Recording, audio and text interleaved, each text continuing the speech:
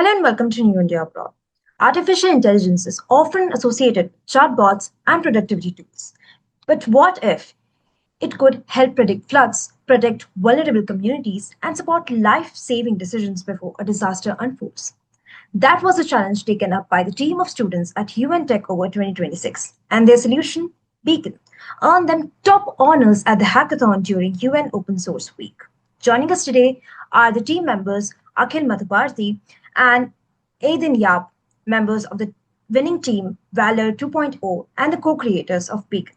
We'll discuss the inspiration behind the project, what it was like presenting at the United Nations, and how they transformed an idea into an award-winning solution, and what lies ahead of Beacon.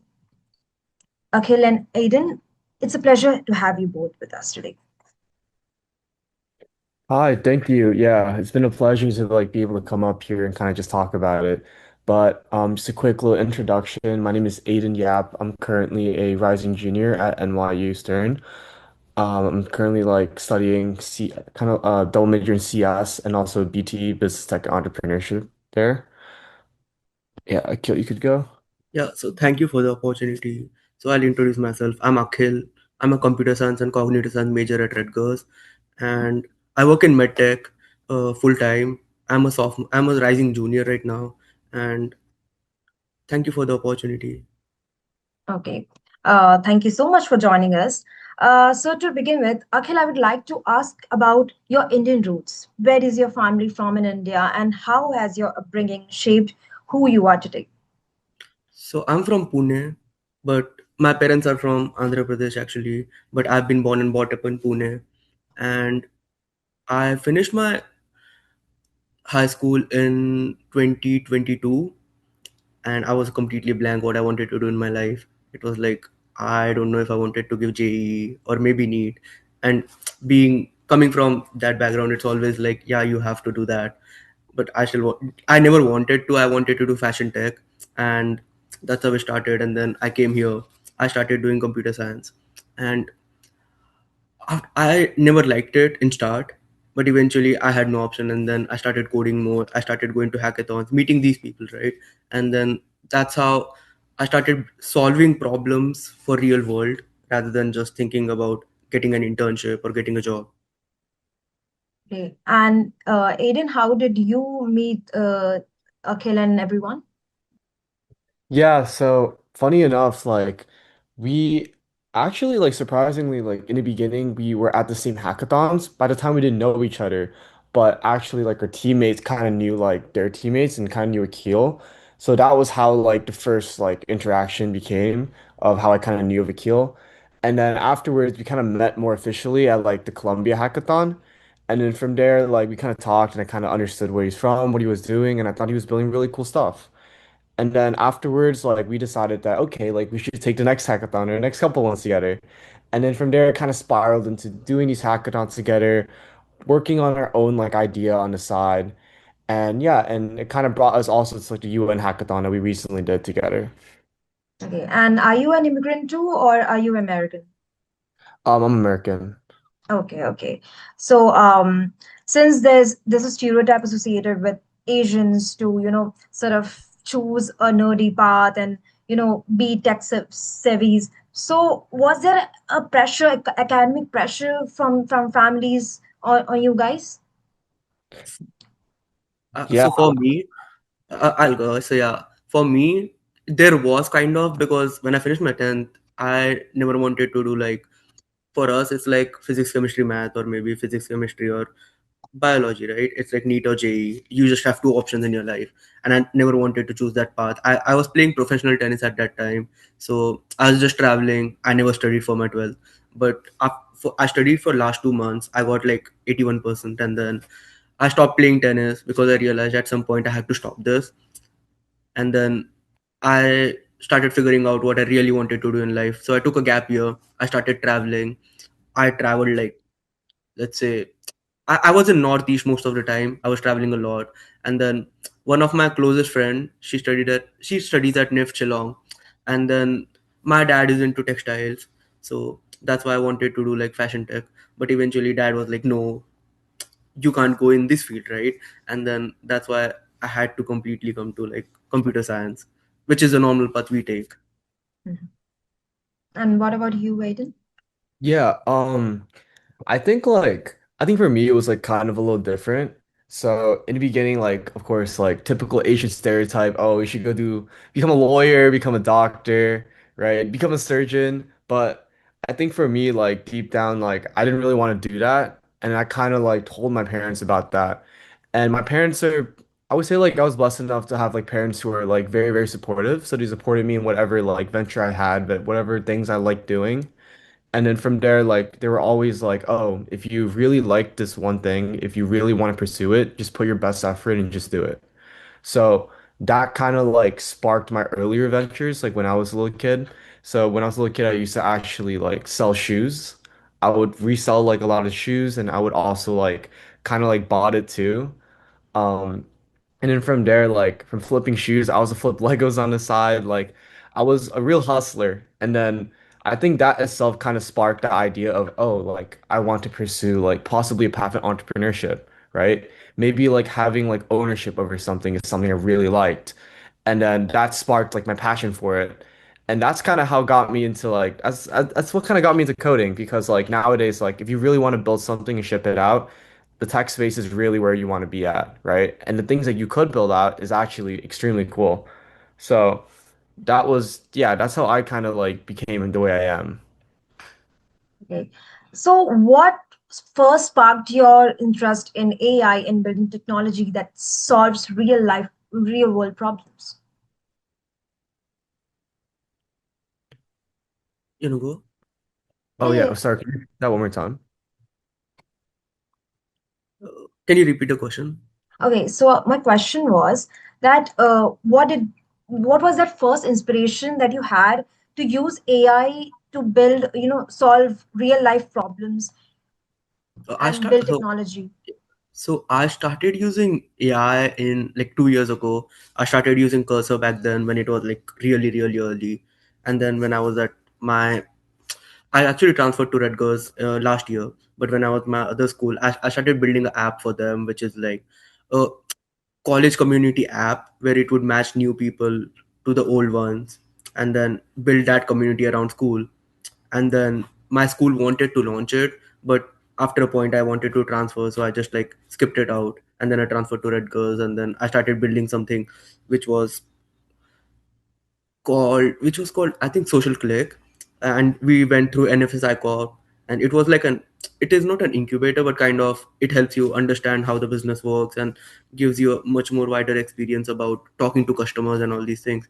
But eventually, when we go to hackathons now, we actually have a problem we really want to solve, but in a way where we can actually save someone's lives, right? Or maybe we are actually benefiting to someone, and then that's how AI has really helped us to build.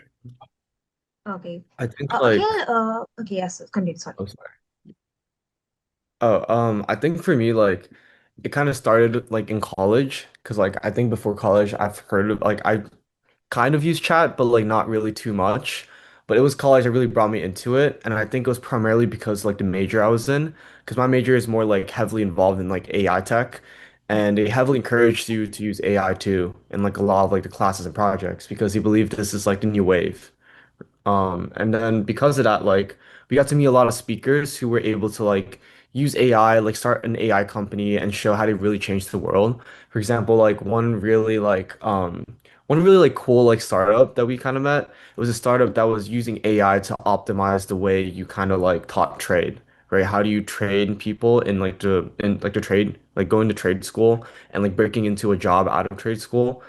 And I don't know, I thought that was really interesting, right? And I thought that, oh, like maybe this is something cool. And then that's when like I thought, okay, maybe I could use Cursor, right? Use Cursor to like possibly build something out, build something that could really like shape my own life, right? Maybe something that like I found very like strenuous, like it's time consuming, right? I could automate it in some way. So I think that's kind of like how I got more involved into AI. And that kind of sparked my passion. And then yeah, like moving on forward to like the hackathons and whatnot. Okay. So, tell us about your other team members. Like, you both are from different backgrounds. Aiden is from business background and Akhil is from tech. So, like, what was the team? How did you made your team? So it all started last year. I went to United Nations Hackathon, and I was a finalist. And I really wanted to win it because hackathons we go are more like you just have to solve a problem. But when we go to United Nations Hackathon, it is more like you have to save someone's life, right? And which means a lot to us to build something like that, and to actually win at that big stage was like to actually see last year teammates like team win, right? It was like so huge. And then I I went to Yale Hackathon and I met a guy called Aslan who is from UIUC. And then I just texted him, "You let's do this hackathon. There's a United Nations hackathon." And Mark, who is one of my co-founders, I asked him, let's do this hackathon. And then we both applied, but Mark eventually couldn't make it because he had a work. And then I asked Aiden because I know Aiden personally and we have been building so many things together. And Shayan, who I work with, so he was like, I also want to do this, and then that's how it started. And then we wanted one more teammate, and Eden as one of his friends, and that's how we had our team of five. So you guys came from different ethnicities. How did you guys sort of came assimilate together? I think like I think we really like bonded because we first like before like as Akhil mentioned it, we met through him. And then I think through the hackathon itself, we kind of like bonded over that, right? Because it was like 48 hours of like work. So we would all like because we all came from different places. So my friend Justin, we're both from Queens, and Akil and Cheyenne, they're from like Jersey. And then like our friend like Aslan, he's from like Long Island. So we were like pretty like separated apart. But we would always like get together in the city, start working on it at like the locations that they provide us. And then from there, like I think we really bonded through it. And then that's what kind of like really shaped like the way we work in terms of our synergy. So yeah. Okay, so what led you to participate in UN Tech Over 2026? Really, like it because we were actually going to solve a problem which people are facing, and if we do this, we are going to save someone's life in any country, and that's what motivated us to like just do it. And I think it was like 4 days hackathon, and we never did 4 days hackathon, so it was like very tiring. But the motivation was just like we are actually solving something that could save someone's life, and that's how it started. And then that's why we really wanted to do it. Okay, so Yeah, I what think were like the Okay, sorry. Yeah, sorry, no. Sorry, what were you gonna say? yeah, you can do, please. Oh no, I was just gonna say like yeah, I'm like the same as like Akil. Okay. Okay, so should I proceed? Yeah. Okay. So what was the challenges that participants were asked to solve, and how was it different from a typical hackathon?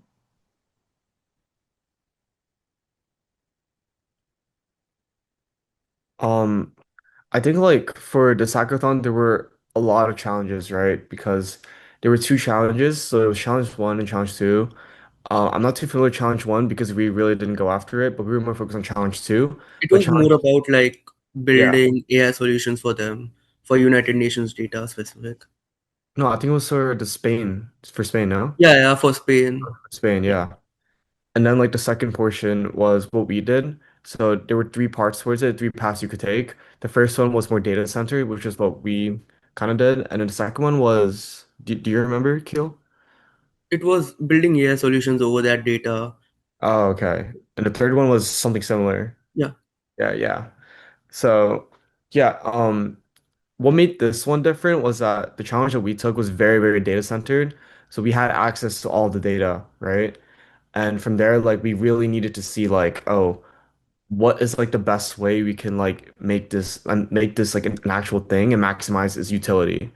And how can we make this like actually shape lives? Because the important part was that normally a hackathon is where like you build something cool, right? Where you build something complex where people are just like, oh wow, this is like I didn't even know we could do this, right? But then for this specific hackathon, it was very different because it was like, oh, like if we build this one product out, this is something that like is very important to UN because they might actually like ship this out, right? This might be something that they build out in real time and actually ship it out to save lives. So from there, like we had to like think more in depth into the detail. And then that's why like when we shaped our idea at first, we focused a lot of time on ideation because we realized that nowadays anyone can build anything, right? Because we have AI at our fingertips. But what really sets you apart is your creativity, right? Is your idea something that's going to take like miles and miles in order for it to like show like an actual like success, right? Or is it going to be like something that will be impactful just the way it is? And from there, like we really needed to plan this out, and we talked to a lot of the judges. We did like some interviews, and from there, like we really narrowed it down into just one idea, Beacon, which is what we really wanted to build. Okay. So why did your team decide to focus specifically on flooding? Was there a personal reason to it? And also, why was Bangladesh your first case study? I think Um, he can answer it better because he has been through it. Okay. Yeah, so when I was a kid, like my parents took us to like Myanmar and like it was kind of like a family trip because like they wanted to go like hiking around the mountains there. So I forgot which city it was because I was like really really young. So I like vividly remember it, but there was a flash flood because like I think it was artificial. I'm not sure, but I remember it was because of a dam that was broken, right? So a dam broke through and a flood just came down all over the city. And I was still a kid then. So I was very, very surprised because I didn't know what was happening. And everything just kept going because like I remember my hotel I was living, I think on like the fourth or fifth floor, and then all of a sudden we were moved up to like the highest floor because everything just got flooded. And that was a memory to remember because I remember like a lot of people huddling together. We didn't have a lot of food, so we made a lot of porridge or like some guy would have a net and he would net some things out that were like flooding down from like the up from upstream. And then yeah, like I think like that moment itself was something that like I really like remember because this was something that like I was very surprised. I was very surprised in the way that people were acting. At the same time, I was also sick too. So everything was it was like a very, very like interesting time. Um, so yeah, like so when we started talking about like disasters, right? Like we have access to all of these like disasters And and I think, what's the best way to really approach it. That's when like I really thought, oh, flooding could be something like we could target, right? Because Mhm. like if I lived through it, like I couldn't imagine like how other people have gone through it, and they probably had it like 10 times worse. Yeah. So that's why like we want to do flooding, and the reason why like we chose like Bangladesh specifically was because of like the typhoon that happened. Yeah, Akhil, you want to go more into that? yeah, because I feel I actually was like, we have to do Bangladesh because it's more connected to Assam, right? And Assam is most of the time flooded. And I love Northeast. So I was like, if we can like see what happens in this part, that would be better for us. And then that's why we selected Bangladesh. And then Bangladesh always just, it's always flooded, right? And we had like so much data related to it. So that was like much better option for us Yeah. to start So, with. yeah. So, can you walk us through how Beacon actually worked in a way in simple terms so that our readers would understand who don't have a technical background? So we actually built a 3D model like about like the whole Bangladesh map, and then you could actually see water going through, how much level it would be, will be how much people will affect at this position, right? So let's say before flood comes, there's a process for 8 days what which happens, like the monsoon rain hits in, then the mountains get flooded with the rain, then the rivers flow up, and then this whole process happens. But before that, you still have 8 days to actually figure out what all happens, right? So we built a prediction model. What would happen in next 7 hours? How would water look? What will be the depth of the water? And then will houses get flooded or not? We actually built like 3D houses, and then actually figure out. And there are red zones, yellow zones, and all these zones, and which will affect, which will not, and then how, what would happen in next 1 hour, and what measures should be taken, right? So let's say there's a hospital nearby, should you go there or not, what route should you take, and all these things. Yeah. I think like put in simple terms, like the way we thought about it was that we wanted to be like an all-in-one like system, almost system not only for predicting, right? Predicting, but also just like preparing, right? And also like it being used live. Because something we realized was that like we have access to all this data, but then what we don't have is like that visualization aspect, right? How do we centralize it in a way where we make this data useful where we were able to showcase it from different like point of views, right? So I think one thing like we really like focus on, for example, was like predicting the flooding, right? So we had like a kind of like a wealth index as well as like a poverty index, and then from there like it kind of surfaces like new levels that we've never seen before, right? And through these like through these new levels, like it gives us like a stronger indication into like what areas might need more relief, where should we like allocate our funds towards, which place should we start targeting first. I feel like that's important in its own way. And at the same time, like we also realize that the UN itself, they have a lot of these like protocols and a lot of systems that are already integrated into like each like disaster relief system. But then the issue is that they're never really centralized. So there's a lot of like inefficiencies that could be optimized. So the way we kind of designed it was that we wanted so that like you have all these protocols, right? And some of them were maybe protocols prepared beforehand, but then what we could use is that we have all this data from my previous disasters. So maybe we could like implement it in a way where we will test that out to see how it would actually react in a live disaster. So it's kind of like back testing when you're trading stocks. So that was something we thought of, and at the same time, like we also realized that it's better if we also forecast it too, right? We're able to like see like how it would look if it actually hits, right? What damages would be targeted first, how it would look like. And I think having a lot of these like perspectives was very important because like for a lot of people, especially like it's a lot easier when you're like a visual learner. So yeah, I think being able to like visualize it was And important. also a thing where we had access to so much of data, which UN has like 5 or 6 resources, right? And they don't have a centralized system for that. So we had to combine all that data, add that in one, and make it like actually visualized so you can actually see everything. Okay, so let me just give you a real life example so that I can understand much better how the model works. So the mountains areas in India, they often get flooded a lot.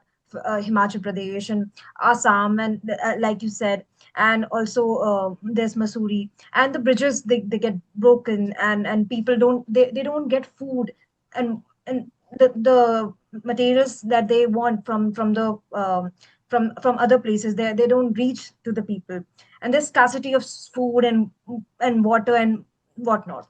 So how will Beacon work there? So I'd say before the flood starts, there's a whole process. So it would just predict it what will happen in next 10 days or next 7 days, and then based on that, United Nations could actually see what areas should be taken care of first, where people should be like, and will people be there or not in that position, or where should we take them or relocate them, and at the same point will hospitals or maybe clinics or all these things, uh, and also children's, right? Because children's are, we were mostly focusing on children's because of UNICEF, and then what could we do for them, and then where can they be taken in that position, right? And then that's what we were trying to build, and then we had like so many charts so you could actually see how many people are in a specific area, right? Hmm. And if this would get targeted, how many people life would be affected, and then before this happens, what you could do. Okay. Okay, so how did you guys divide responsibilities among yourself, and what did you learn from each other while working together? And that too in time constraints. So we have done like so many hackathons together. So we actually split up the work completely. So I would be doing something with the 3D models, right? And Aidan was like researching and building the backend. Shayan, he was building the front end, the whole dashboards and everything. Aslan was building the prediction model. Justin was building something else. So we completely split up the work, and then uh, every day we used to meet once and figure out what's the plan for today, what we have to finish for today, and then we actually went and talked to judges like, this is what we have, what do you think about this, what are your opinions? And we actually met the CTO of UNICEF, and he gave us like a way much better idea of where this should go and how we should build it. Okay. So after presenting a solution to judges from the United Nations and industry, what feedback stood out the most? And has it changed the direction of the project? Mm. I think like in terms of feedback, like I think one thing that was important was like I think it was more about how like what angle we should kind of look at it towards because like I remember like we talked to one of the mentors there and one of the directions they gave us was that maybe like look into things that the UN like hasn't built out, right? So maybe like look into infrastructure that they don't have, right? And then from there, like we kind of looked into that more by like we did like a long like cross analysis into like infrastructure that they already have, infrastructure that they might want, and like situations where like these certain types of infrastructure they don't have like is kind of needed. And then from there, that kind of like showed up into like our idea as to like what we were gonna build this around.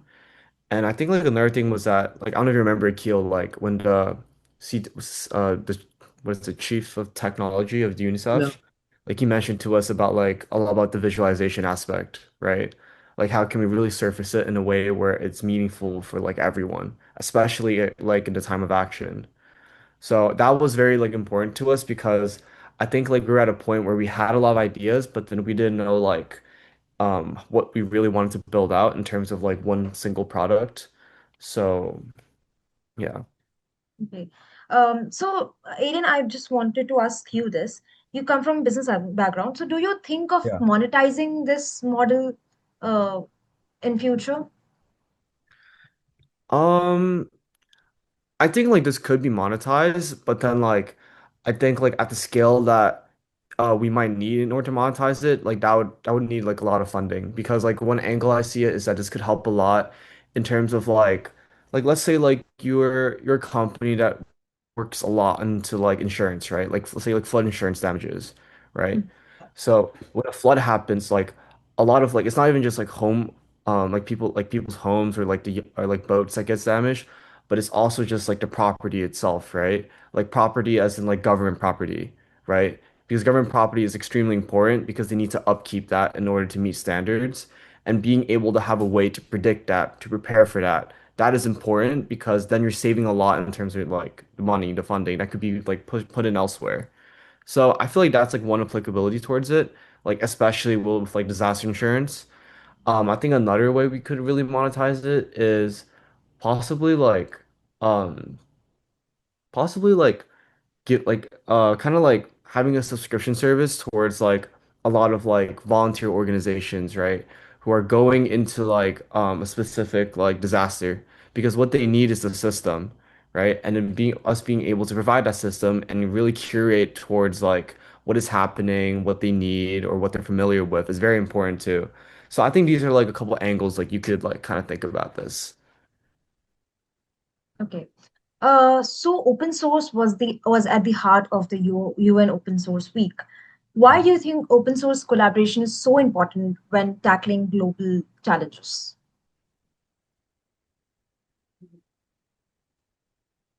Can you repeat it? Uh, didn't- Open, I was asking about ki open source was at the heart of UN Open Source Week. So why do you think open source collaboration is so important when tackling global challenges? oh, I'd say I never did open source like that. This is my first open source like repo which is being used right now. I didn't have open source contributions till now, and it was so happy to actually like give an open source contribution. But it was so huge, and the first one was at United Nations, right? And then, but open source for me and for our team, which we never thought about it as building something just to win, right? It was something that could, even if we are not saving lives, we could actually like help United Nations to have something so they can build upon that.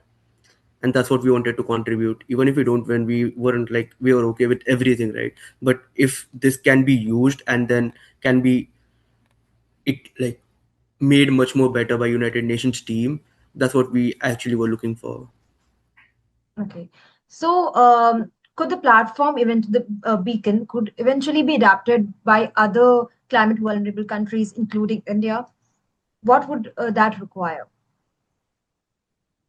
I mean, we so basically after winning, United Nations team said that they'll reach out to us and then maybe we'll be working with them to make this in production.